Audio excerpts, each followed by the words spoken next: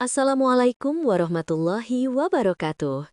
Segala puji bagi Allah yang masih memberikan kita kesempatan untuk mendengar kisah penuh hikmah pada hari ini. Sebelum kita mulai, kami mengajak saudara-saudara sekalian untuk menekan tombol subscribe agar tidak tertinggal kisah-kisah yang dapat menjadi renungan bagi kehidupan kita. Dan seperti biasa, kami memohon kepada seluruh penonton untuk menuliskan asal daerah masing-masing di kolom komentar sebagai bentuk silaturahmi dan doa antar sesama muslim. Jazakumullahu khairan. Matahari Mekah memantul dari lantai marmer Masjidil Haram menciptakan kilau yang menyilaukan. Ribuan jamaah bergerak melingkar, melantunkan doa dalam irama yang menenangkan.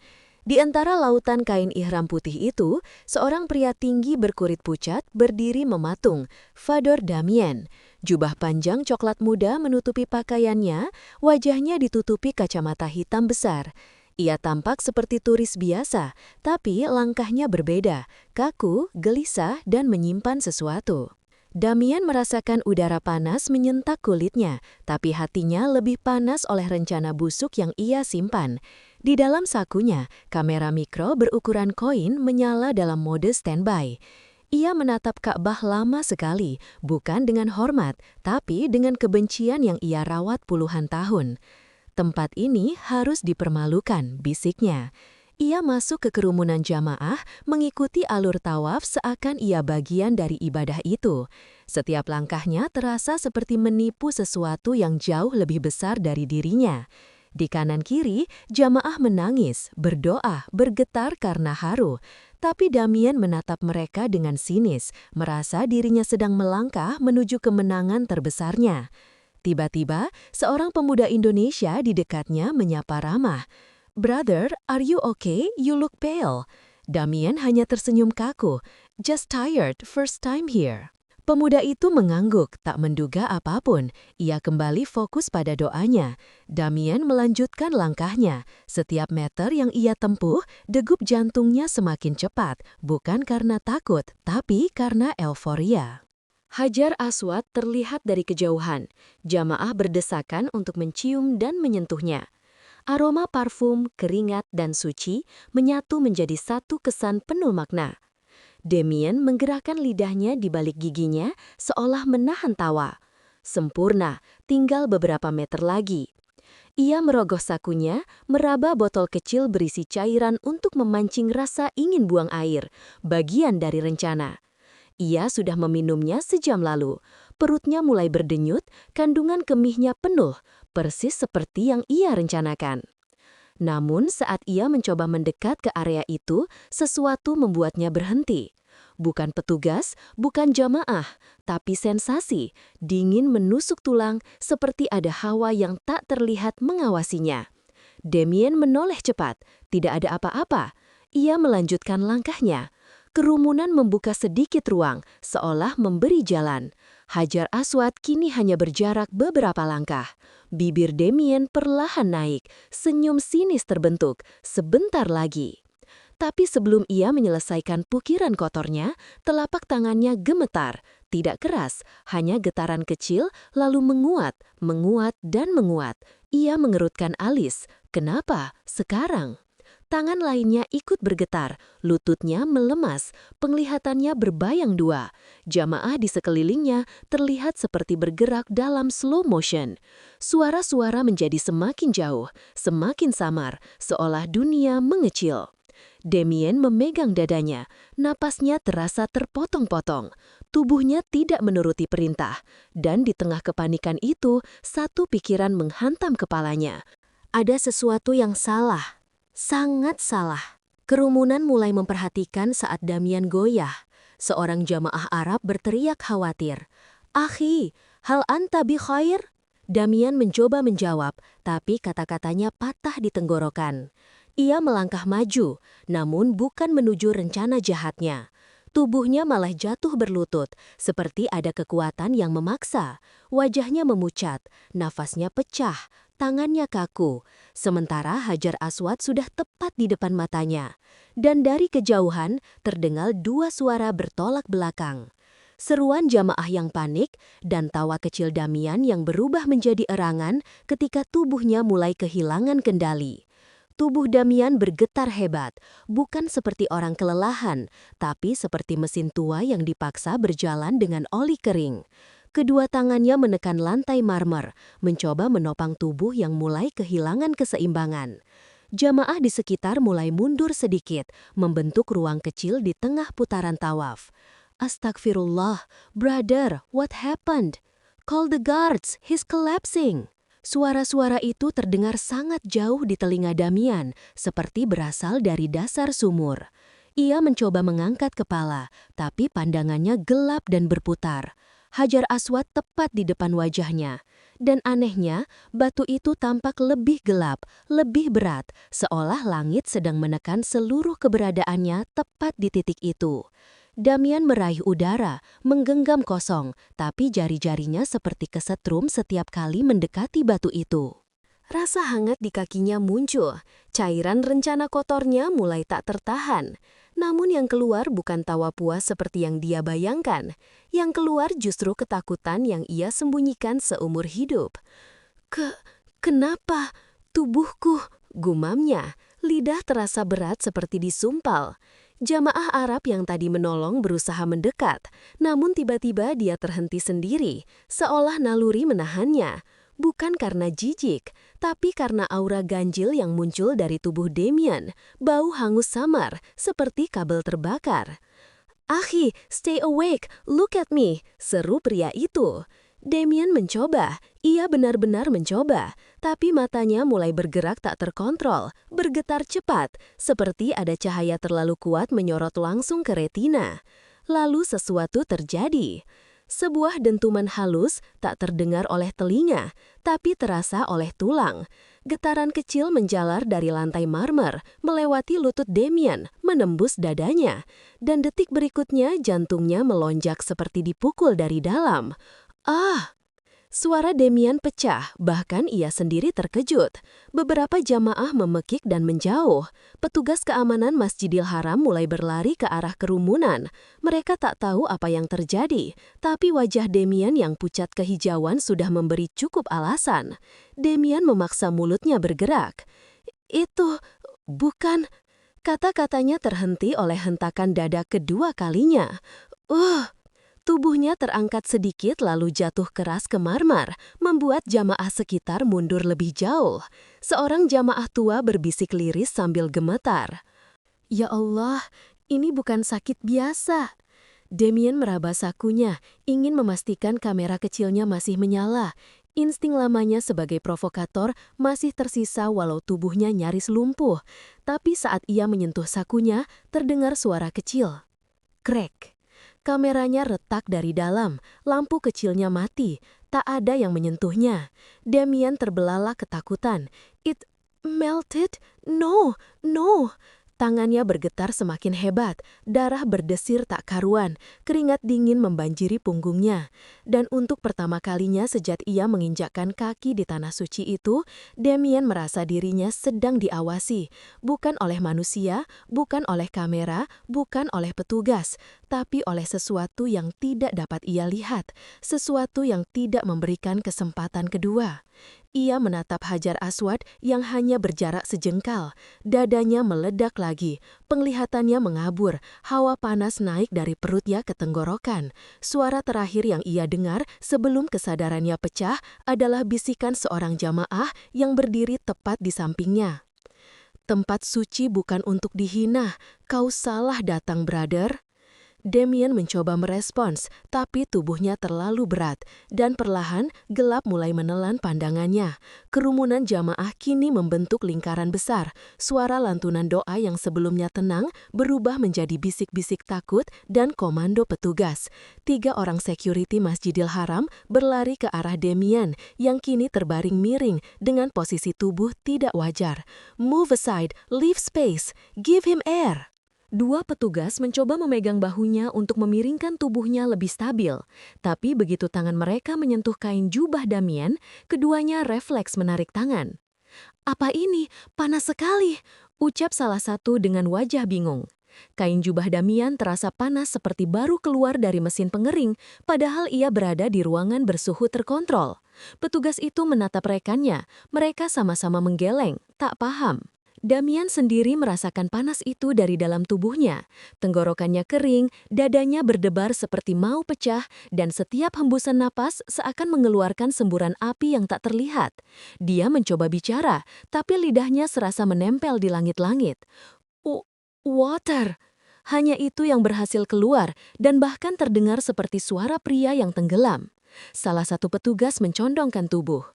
Brother, do you have any illness? Are you on medication? Damian menggeleng, namun gerakan itu tak sempurna. Lehernya kaku seakan ditahan tali yang tidak terlihat. Matanya memandang ke atas, pupilnya melebar seperti sedang dikejar ketakutan yang hanya ia sendiri yang bisa lihat. Sementara itu, jamaah mulai berdesakan ingin melihat lebih dekat. Beberapa mengambil langkah mundur setelah melihat warna kulit Damian berubah. Tidak hanya pucat, melainkan muncul semburat hijau kebiruan di sepanjang leher dan rahangnya, seperti memar yang terbentuk dalam hitungan detik. Na'udzubillah, itu bukan normal. Apakah dia kerasukan? Lihat matanya, ya Allah.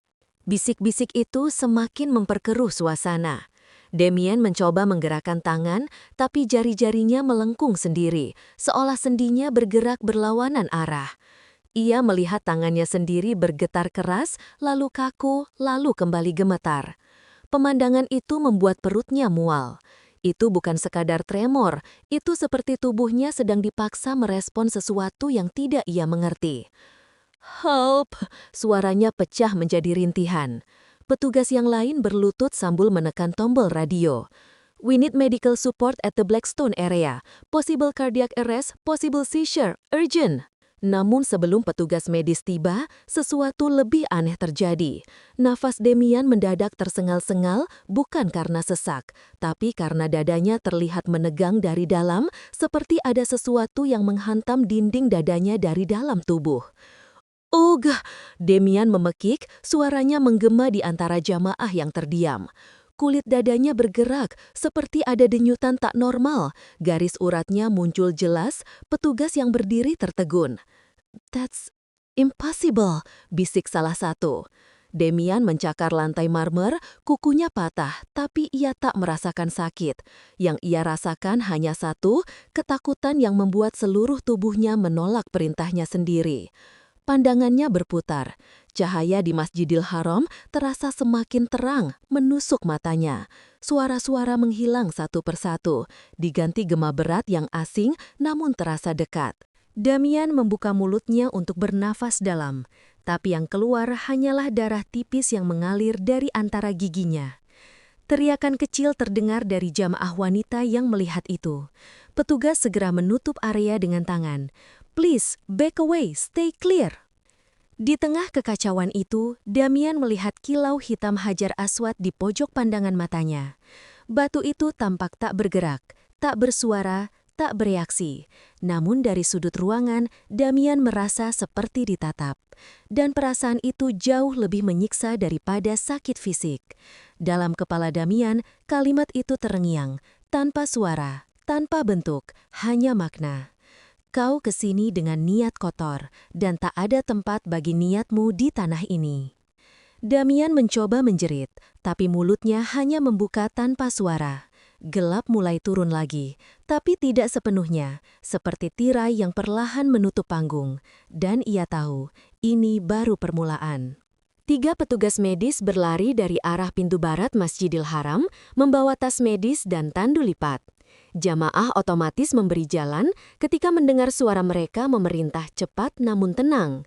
Make space, emergency, move aside please. Damian terbaring setengah miring di lantai marmer, napasnya pendek-pendek seperti orang yang baru saja tenggelam. Kulit di lehernya kini berubah warna lebih drastis, kombinasi biru gelap dan hijau gelap, seperti infeksi yang menyebar dalam hitungan menit. Salah satu paramedis berlutut di sampingnya, membuka stetoskop dan senter kecil. Ia memeriksa pupil mata Damian dan mendadak berhenti. His pupils, they're shrinking, then widening, constantly. What is this? Wajahnya jelas bingung. Para medis lainnya membuka kancing bagian atas jubah Damian untuk memeriksa dada. Saat kain terangkat, mereka semua terdiam. Di bawah kulit Damian, otot-otot dadanya bergerak sendiri, seperti ada sesuatu yang mendorong dari dalam, seperti gelombang kecil yang naik dan turun. Para medis menoleh ke petugas keamanan. Does he have any medical history, any reports, allergies? Petugas menggeleng keras. We don't know, he just collapsed. Damian mencoba menarik napas lebih dalam, tapi setiap tarikan napas membuat dadanya memuai aneh, seperti balon yang dipompa dari dalam. Don't touch me, gumamnya, suara hampir hilang. Para medis menempelkan tangan perlahan ke dada Damian untuk mengecek denyut jantung dan langsung menarik tangannya. By Allah, it's burning hot! Jamaah yang melihat itu mundur serentak. Ketakutan merambat dari satu orang ke orang lain.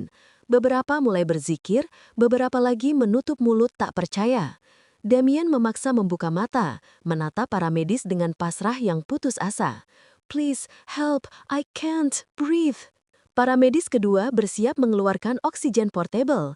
Namun, tepat saat masker oksigen hendak didekatkan ke wajah Damian, tiba-tiba lampu indikator di alat oksigen berkedip, lalu padam.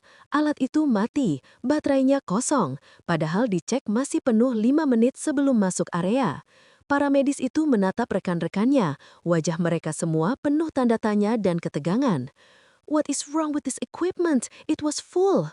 Sementara itu, tubuh Damian mulai bergetar lebih keras, bahunya kejang ke arah belakang, dadanya naik turun tak beraturan, dan sendi-sendi tangannya tampak menegang seperti tali yang ditarik paksa.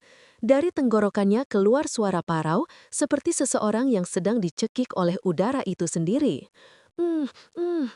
Petugas medis tersentak. He's going into respiratory failure. We need to move him now.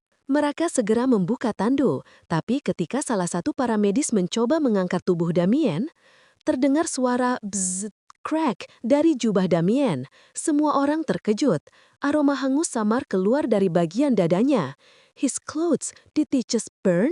I don't understand, there is no flame. Para medis memegang stiker sensor detak jantung yang ditempelkan di dada Damian.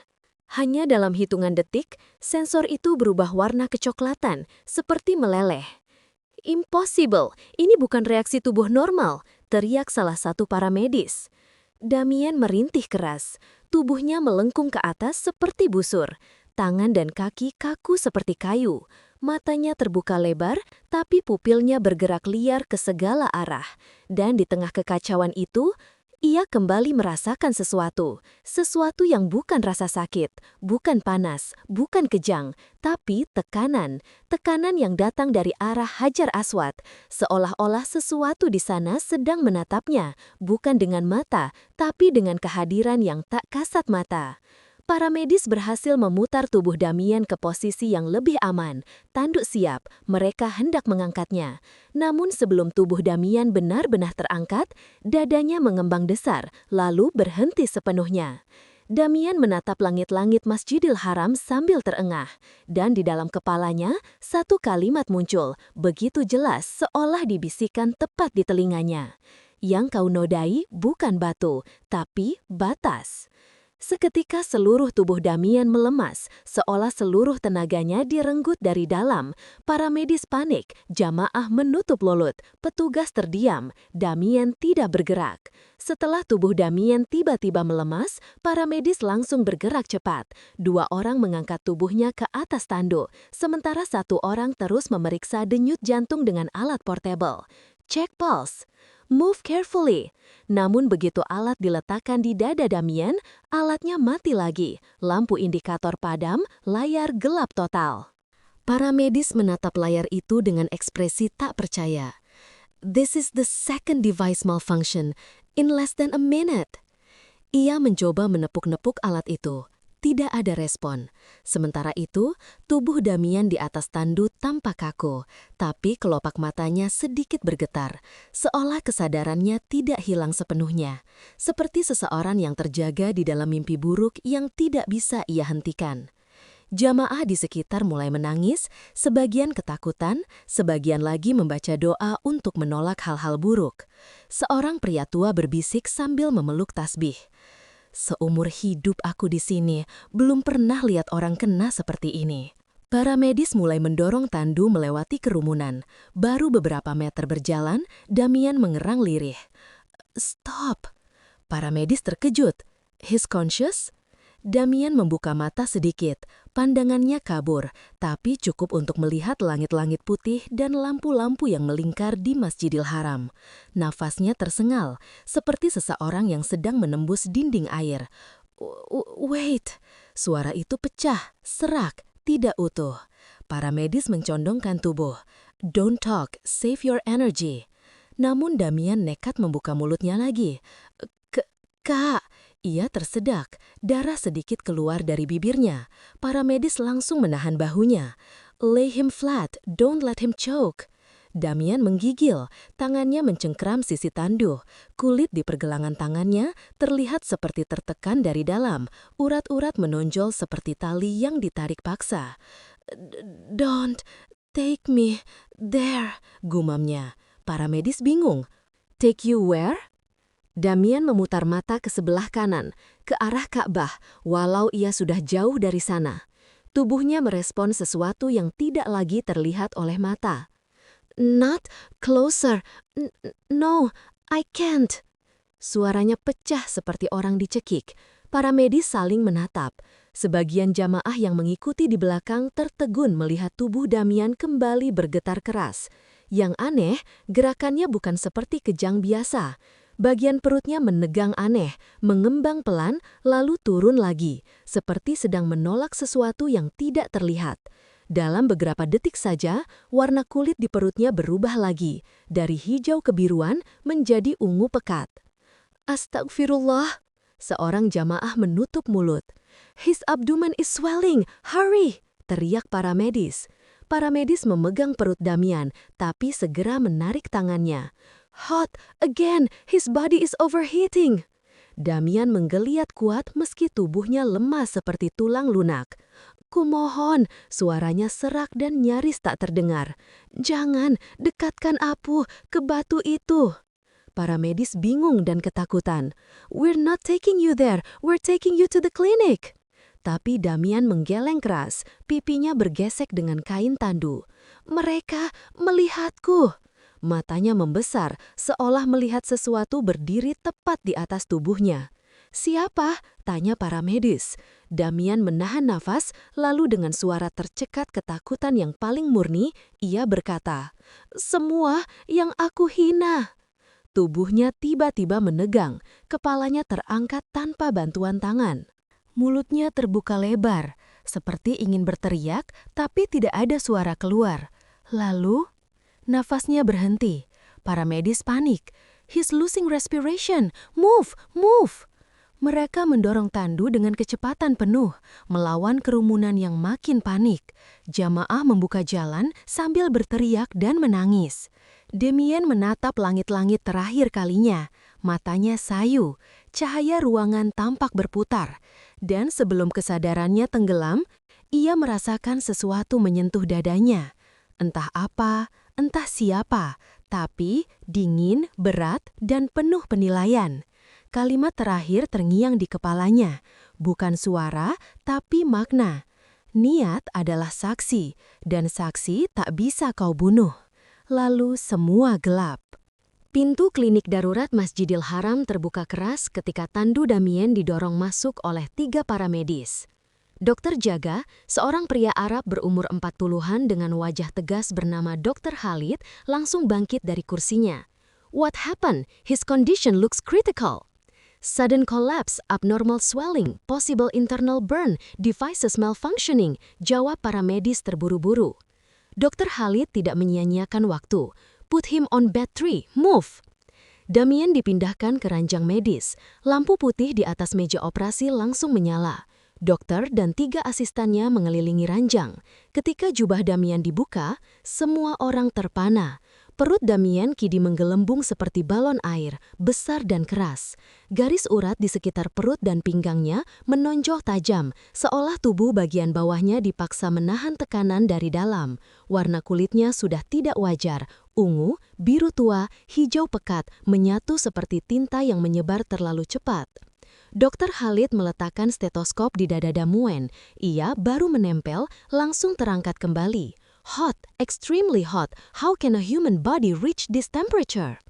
Asisten bertanya gemetar. Could it be infection, poison, sepsis? Dokter Khalid mengirleng. No, no fever rises this fast and no infection changes color patterns like this. Damien membuka matanya sedikit, pandangan kosongnya menatap lampu putih di atas. Dokter, please make it stop. Dokter Khalid mendekat. Where does it hurt the most? Damien menggeleng kolan. It's not pain, it's pressure, pushing me. Pushing? From inside? Tanya Dokter Damien, menatap dinding, pupil matanya menyempit ketakutan.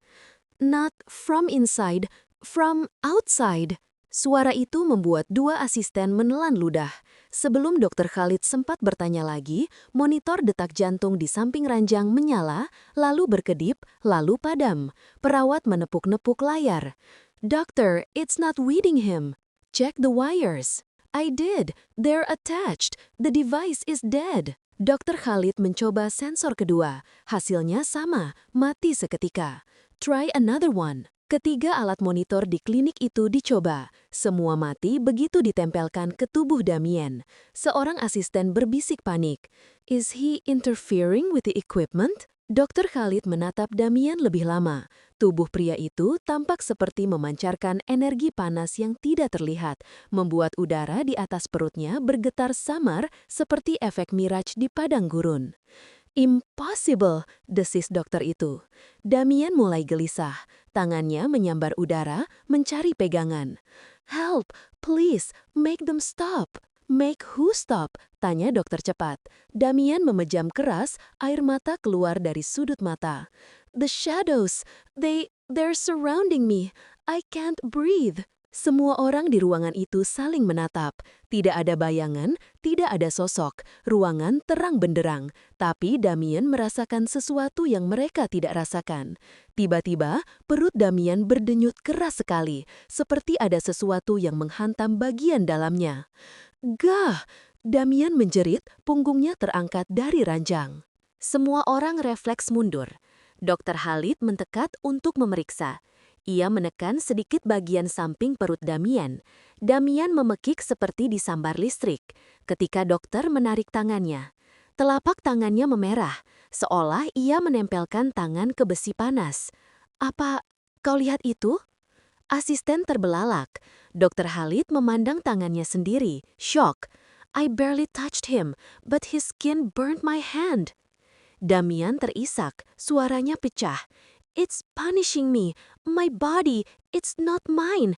It knows what I did. Dokter mencondongkan tubuh. Knows? What knows? What exactly happened before you collapsed? Damien menatap dokter, lalu bibirnya bergetar hebat. Aku mengencingi. Tiba-tiba, lampu ruangan berkedip keras, sekali, dua kali, lalu menyala lagi. Semua orang terdiam, napas Damien terputus, tubuhnya jatuh lemas. Alat oksigen yang tadi mati tiba-tiba menyala sendiri, lalu mati lagi. Dokter Khalid menatap Damien dengan wajah ngeri yang jarang dimiliki seorang dokter. Aku tidak percaya tahayul, tapi ini? Ia menatap tanda-tanda pada tubuh Damien. Ini bukan sakit biasa. Para medis yang membawa Damien tadi bersandar ke dinding, suara gemetar. Dokter, apakah ini azab? Ruangan hening, dan tepat di keheningan itu, mulut Damien terbuka sedikit. Keluar bisikan yang membuat bulu kuduk semua orang berdiri. I desecrated the stone. Jantungnya berhenti sejenak, lalu berdetak lagi, tapi lambat, sangat lambat. Fenomena baru akan dimulai. Ruangan klinik Masjidil Haram yang biasanya penuh ketenangan, kini berubah seperti ruang operasi dalam film bencana. Lampu-lampu bergetar kecil, monitor mati hidup meskipun tidak disentuh, dan udara terasa lebih panas di sekitar ranjang Damien. Dokter Khalid berusaha tetap profesional, tapi tangannya tidak berhenti gemetar. Asisten, ambil ultrasound. We need to see what's inside his abdomen. Asisten berlari mengambil alat ultrasonografi portable. Baru ia nyalakan. Layar berkedip, garis statis, lalu mati total. Dokter, this device was checked this morning. How can it die now? Dokter Khalid menghela napas ketakutan. Try the second one. Asisten mengambil perangkat lain, dinyalakan, berkedip 2 kali, layar membeku, mati. Ruangan sunyi beberapa detik. Aku tidak bisa menjelaskan ini, bisik Dokter Khalid. Di atas ranjang, Damien menggeliat telan. Perutnya, yang sebelumnya hanya membesar, kini mengembang dan turun seperti gelombang, bukan seperti orang sesak, tapi seperti ada tekanan yang bergulir dari dalam tubuhnya. Dan setiap gelombang yang naik, warna kulit Damien berubah sedikit lebih gelap. Damien menggigit bibir sampai berdarah. Stop, please stop. Dokter Khalid mendekat dan mencoba memeriksa denyut nadi di leher Damien. Namun begitu jarinya menyentuh kulit, cet, dokter langsung menarik tangannya seperti tersengat listrik. Akhirnya saya mengerti, gumamnya lirih. Tubuhnya mengalirkan panas dan impuls seperti arus listrik statis. Asisten menelan ludah. In the name of Allah, apa mungkin dia? Belum sempat ia lanjut, perut Damien bergerak lebih keras, seperti ada sesuatu di dalamnya yang menghantam dinding perut dari dalam. Damien melengkungkan punggung seperti busur, perutnya menegang seperti drum penuh udara. Urat-uratnya tampak seperti tali yang siap putus. Jamaah yang menunggu di luar ruangan mendengar jeritanya dan mulai menangis ketakutan. Beberapa bersandar ke dinding sambil membaca ayat-ayat pendek. Di dalam ruangan, Dokter Khalid mencoba memegang sisi ranjang untuk menstabilkan pasien. Damien, stay with me, listen to my voice. Damien membuka mata sedikit, namun tatapannya tidak fokus. Aku tidak sendiri. Mereka masih di sini. Dokter Khalid menatap sekeliling. Siapa mereka? Damien mengangkat tangan ke udara menunjuk sudut ruangan yang bahkan tidak ada apapun di sana. Bayangan, semua bayangan. Mereka berdiri melihatku. Asisten menutup mulut, jelas ketakutan. Dokter Khalid memaksa diri untuk tetap tenang. Damien, tidak ada siapa-siapa di ruangan ini. Listen to me. Damien menggeleng teras. Dokter, they know what I did. Tiba-tiba, perut Damien mengembang besar sekali, lebih besar dari sebelumnya. Begitu besar hingga kulitnya meregang ekstrim. Semua orang di ruangan mundur refleks. Astagfirullah, dokter, look! Sebuah garis retakan merah muncul di sisi perut Damien, seperti urat pecah dalam pola yang tidak wajar, melingkar, seperti simbol, bukan seperti lebam. Aku tidak pernah lihat pola seperti itu, desis Dokter Khalid. Wajahnya pucat. Damien menangis. Air matanya seperti bercampur darah. Please, stop. I regret everything. Suara monitor jantung yang tadinya mati tiba-tiba menyala sendiri, menampilkan grafik liar yang bergerak tanpa ritme. Bip, bip, bip, bip. Grafiknya seperti orang yang memiliki 3 detak jantung sekaligus. Apa ini? Ini mustahil, kecuali ada 2 atau 3 sumber impuls listrik di tubuhnya. Dokter Khalid memandang layar, lalu perut Damien, lalu wajahnya sendiri direfleksi pintu kaca. Tidak, ini bukan kondisi fisik biasa. Damien menggeliat, menjerit lagi. Saya dilihat, mereka menarik nafas saya. Tiba-tiba, lampu ruangan meredup, suhu ruangan turun drastis. Para asisten berdiri terpaku, jamaah di luar ruangan histeris. Dokter Khalid berbisik, "Ya Allah, lindungi kami." Damien menoleh ke kanan pelan, matanya membesar, pupilnya mengecil seperti titik. Aku tidak pantas menginjak tanah ini." Perutnya bergerak keras lagi, lebih mengerikan dari semua sebelumnya. Ruangan seakan menahan napas. Fenomena itu baru akan mencapai puncaknya. Perut Damian yang menggelembung kini mencapai ukuran yang tidak masuk akal untuk tubuh manusia. Kulitnya menegang sampai tampak tipis seperti karet yang dipaksa menahan tekanan luar biasa. Urat-urat hitam dan ungu bercabang di bawah kulitnya, membentuk pola seperti retakan kaca. Seluruh ruangan klinik terdiam, bahkan napas para medis terasa mati di tenggorokan. Dokter Khalid bertumpu pada meja, wajahnya pucat seperti kertas. Jika perutnya menekan sedikit lagi, organ dalamnya bisa... Ia tidak melanjutkan, karena tepat saat itu, perut Damian bergoyang keras, naik turun seperti ada sesuatu mendorong dari dalam, begitu kuat hingga ranjang medis ikut bergetar. Ah, ah, Damian menjerit, jeritan yang tidak terdengar seperti manusia lagi. Suara itu penuh ketakutan, penyesalan, dan rasa sakit yang tak bisa dijelaskan. Monitor detak jantung yang tadi mati tiba-tiba menyala full, menunjukkan gelombang listrik liar. 120 BPM, 180 BPM, 0 BPM, 90 BPM, 200 BPM, lalu mendadak berhenti di angka 666 BPM, seperti error. Angka apa itu? Dokter, that's impossible. Semua para medis mundur beberapa langkah. Di luar ruangan, jamaah mulai membaca ayat suci keras-keras karena ketakutan mendengar teriakan Damian. Damian meraih pinggir ranjang dengan sisa tenaga. Tangannya mencengkram logam sampai buku jarinya memutih. Air mata bercampur darah turun dari mata kirinya. Please, please, make it stop. I don't want to see them. Dokter Khalid memaksa mendekat. Damian, listen to me. What do you see? Damian menggeleng cepat, terlalu cepat, seperti orang kerasukan ketakutan. There, around me, all around me. Dokter Khalid melihat ke samping ranjang. Tidak ada apapun di sana, hanya udara kosong. Tapi Damian melihat banyak. They want my breath. They want my chest. They want my sins. Perut Damian tiba-tiba mengencang hingga kulitnya mengkilap. Retakan urat merah membentuk pola melingkar persis di tengah perutnya. Pola itu seperti mata. Ruangan gemetar. Damian terangkat sedikit dari ranjang, seperti ada tekanan dari bawah tubuhnya. Dokter Khalid berteriak, "He's going into abdominal rupture. Move back." Semua orang menjauh. Retakan merah di perut Damian mulai melebar.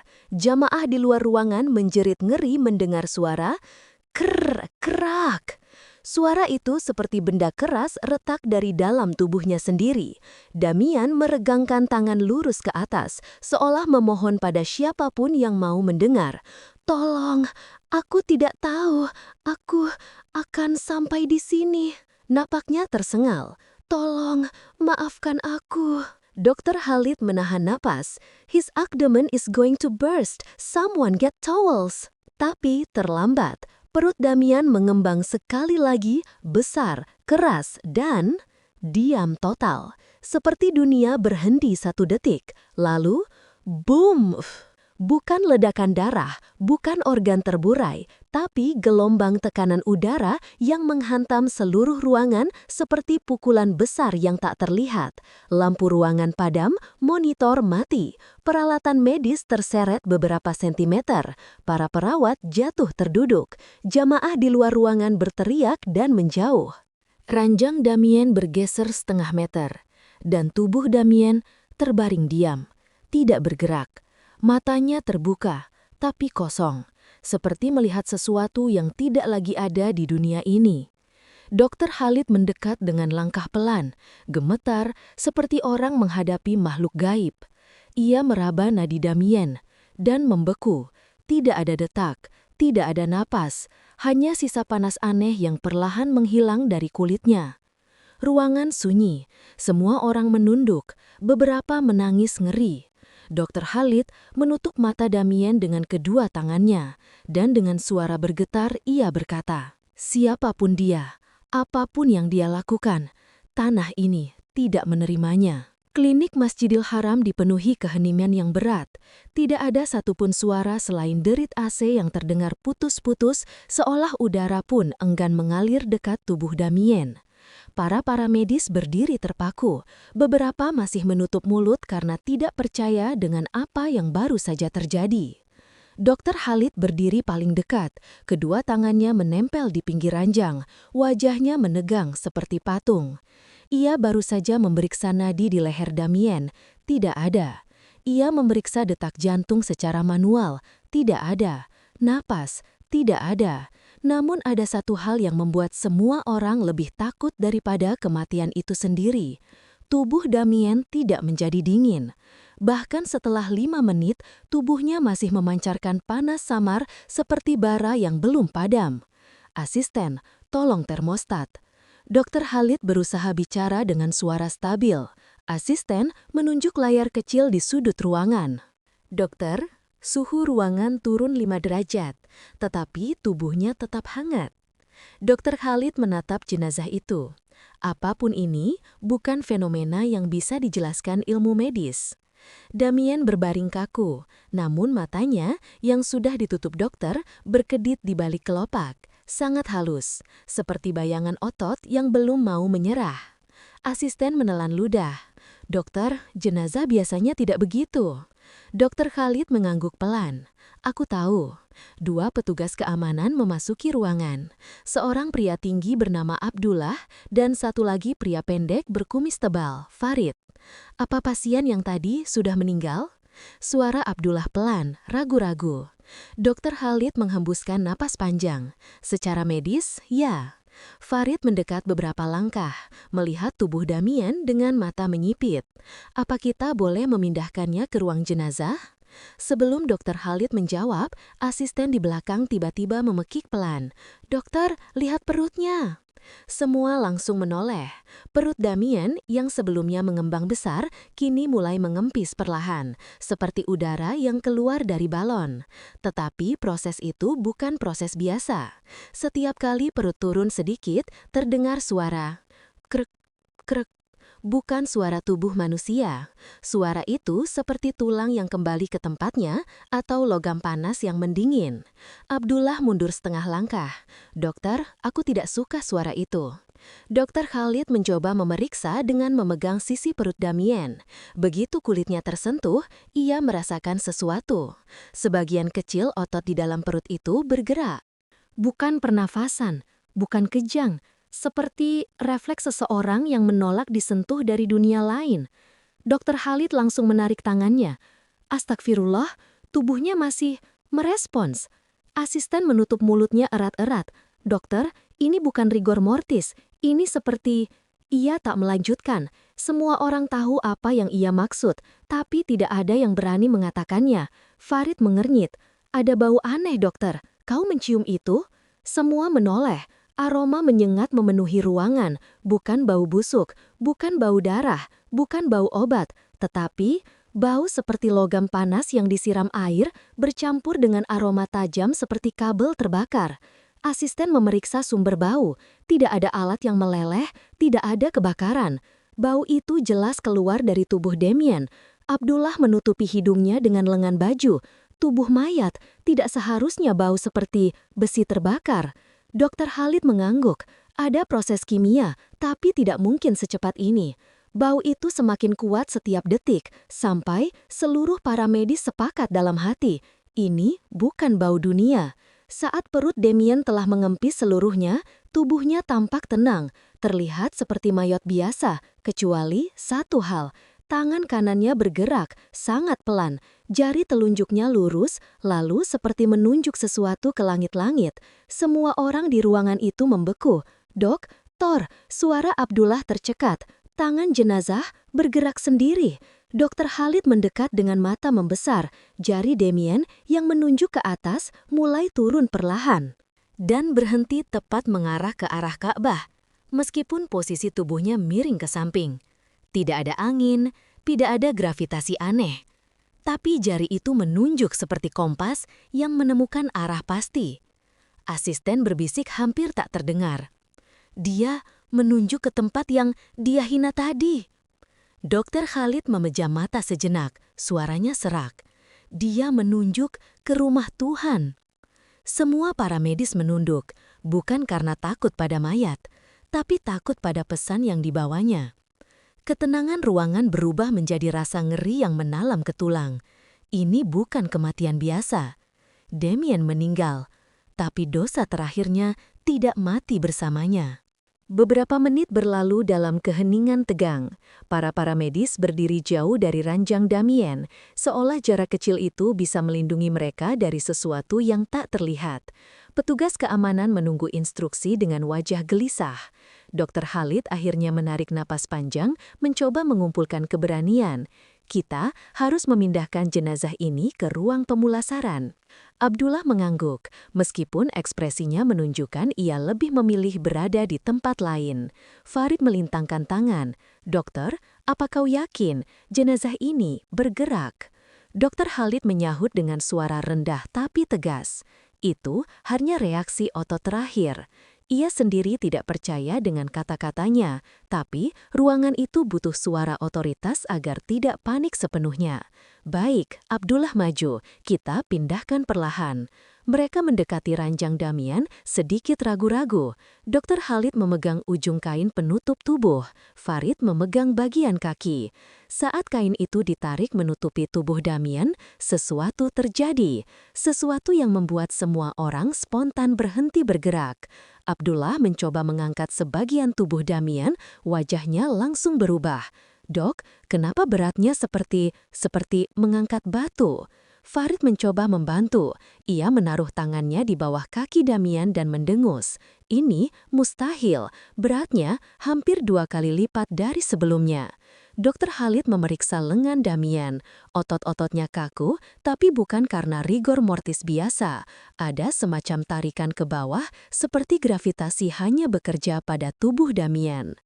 Jangan angkat paksa," ujar dokter itu cepat. "Kita butuh 3 orang lagi." 2 perawat dipanggil masuk. Mereka mencoba mengangkat tubuh Damien bersama-sama. Hasilnya sama.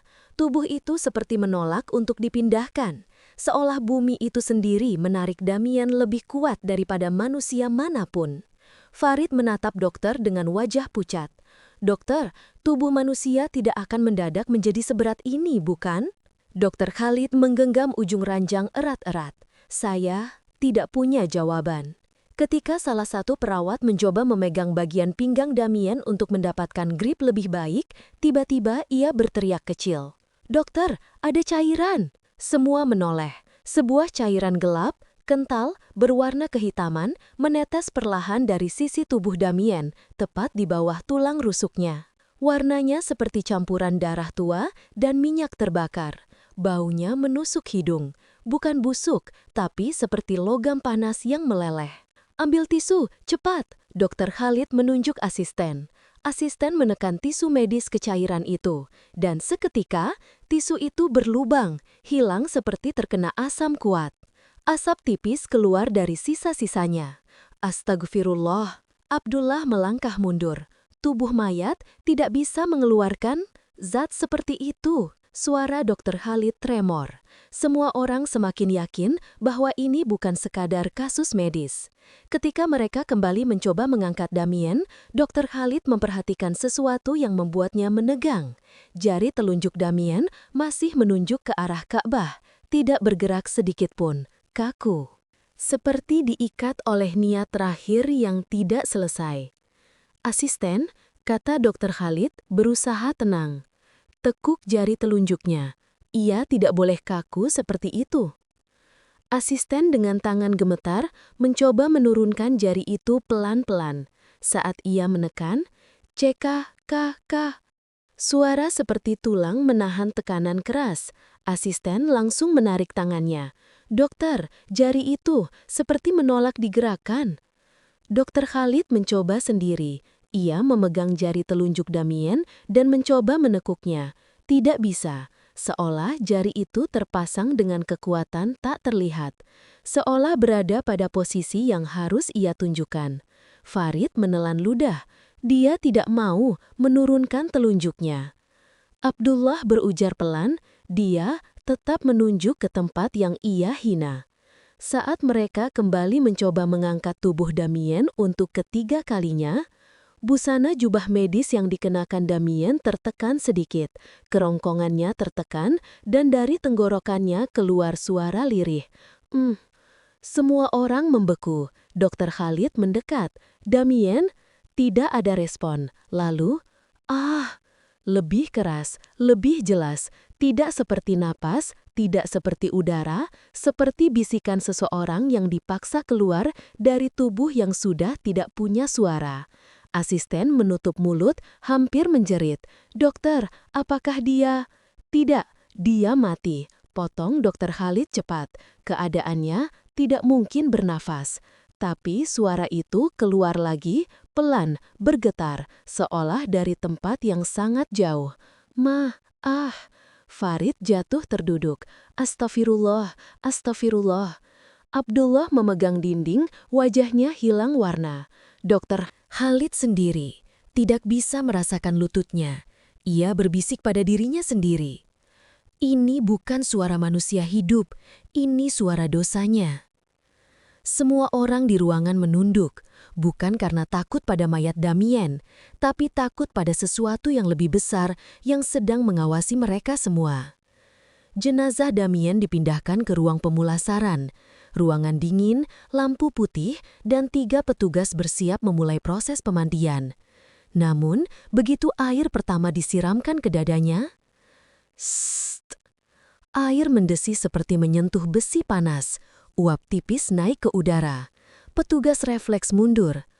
"Air mendidih di kulitnya," gumam salah satu, wajahnya pucat. Mereka mencoba lagi, kali ini dengan kain basah.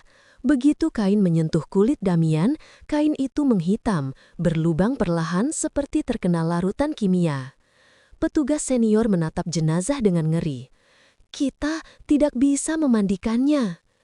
Kain kafan pun dicoba, tetapi begitu didekatkan ke tubuh Damien, kain itu tertiup balik, tidak keras, namun cukup jelas seperti ada dorongan halus dari tubuh itu sendiri. Petugas saling pandang. Jenazah ini tidak mau diperlakukan seperti jenazah. Ruangan menjadi begitu sunyi hingga suara detak jam terdengar seperti palu. Ketika petugas mencoba pelan-pelan mengangkat tubuh Damien agar bisa dimiringkan, dari kerongkongannya keluar suara lirih. Semua spontan menjauh. Dokter bilang dia sudah mati. Lalu kenapa masih bersuara? Suara itu tidak seperti seseorang bernapas, tapi seperti udara dipaksa lewat celah sempit di dunia lain. Tiba-tiba lampu ruangan berkedip. Sekali, 2 kali, 3 kali. Setiap kedipan lampu diikuti suara dari kerongkongan Damien. Petugas berlari ke pintu. "Tutup ruangan, bawa dokter, tolong, ini sesuatu yang lain." Tubuh Damien tetap diam, tetapi ruangan merasa seperti ia tidak sendirian. Bau logam panas mulai memenuhi ruangan pemulasaran. Bau itu makin kuat seiring munculnya bercak hitam di dada dan punggung Damien. Bukan lebam biasa, tetapi pola seperti arang terukir di kulit. Petugas senior memegang hidungnya. Ini seperti jenazah yang tidak diterima dunia. Saat mereka mencoba memindahkan jenazah ke kain baru, telapak tangan petugas menyentuh punggung Damien dan langsung terangkat kaget. Kulitnya seperti bara api. Bau itu makin kuat hingga membuat mata pedih. Lampu berkedip makin cepat. Ada hawa berat turun di ruangan. Petugas saling menatap dan salah satu berkata dengan suara gemetar, "Kita harus kubur dia secepatnya sebelum sesuatu bangun." Petugas membawa jenazah Damien ke mobil jenazah khusus. Tubuhnya masih sangat berat, seperti memindahkan balok timah. Ketika satu petugas mencoba mengarahkan tandu, jari telunjuk Damien bergerak sendiri, menunjuk lagi ke arah Ka'bah. Semua petugas mundur. Dia masih menunjuk ke sana walau sudah mati. Mereka akhirnya memasukkan jenazah ke mobil, tapi begitu sopir memutar kunci, klik, klik, klik, tidak hidup. Mereka coba mobil kedua, juga tidak hidup. Bagaimana mungkin 2 mobil sehat mati bersamaan? Petugas paling tua hanya berkata lirih. Dia tidak mau pergi sebelum diselesaikan. Dengan upaya keras, petugas akhirnya mendorong mobil jenazah secara manual ke area pemakaman khusus. Malam turun pelan, angin berhenti berhembus, dan suasana terasa seperti waktu enggan bergerak. Demian diturunkan ke liang lahat.